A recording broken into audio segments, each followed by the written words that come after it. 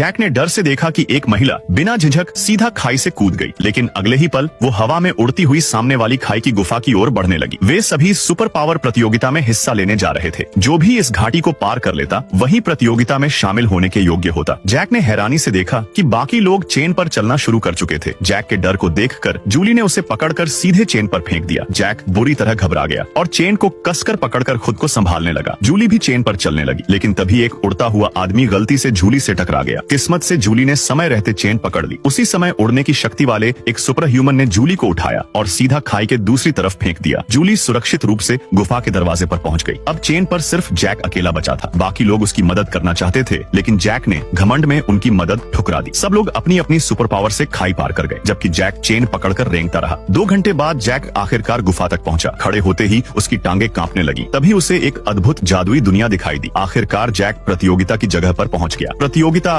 Lottery निकालकर होती थी और हर ग्रुप में 4 लोग। जब जैक की बारी आई तो वो काले चोगे में गंभीर रूप से मंच पर आया, लेकिन अगले ही पल जोर से हंस पड़ा। सब उसकी हरकत देखकर हैरान थे। तभी जैक ने आसमान की ओर उंगली उठाकर एक मंत्र पढ़ा। अचानक आसमान बादलों से काला हो गया और तेज हवा चलने लगी। उसकी शक्ति देखकर सभी दंग रह गए। फिर जैक ने उंगली नीचे की और आसमान तुरंत साफ हो गया। फिर जैक जमीन पर पालथी मारकर बैठ गया। उसने बाकी तीनों से कहा कि वो सिर्फ सबसे ताकतवर से ही लड़ेगा। ये सुनते ही बाकी तीनों आपस में लड़ने लगे। काफी मुश्किल से एक आदमी जीत कर खड़ा हुआ, लेकिन जैक ने उस आदमी से कहा कि लड़ने से पहले बैठकर आराम करे। लेकिन किसी ने भी नहीं सोचा था कि आदमी की आंखें बंद करते ही जैक ने अपना काला चोगा उतारा और उसे उस आदमी के ऊपर डाल दिया। फिर जैक ने उसे मुक्कों और लातों से पीटना शुरू कर दिया। अंत में जैक मैच जीत गया, लेकिन वहां मौजूद सभी लोग उसकी हरकतों को नफरत से देखने लगे।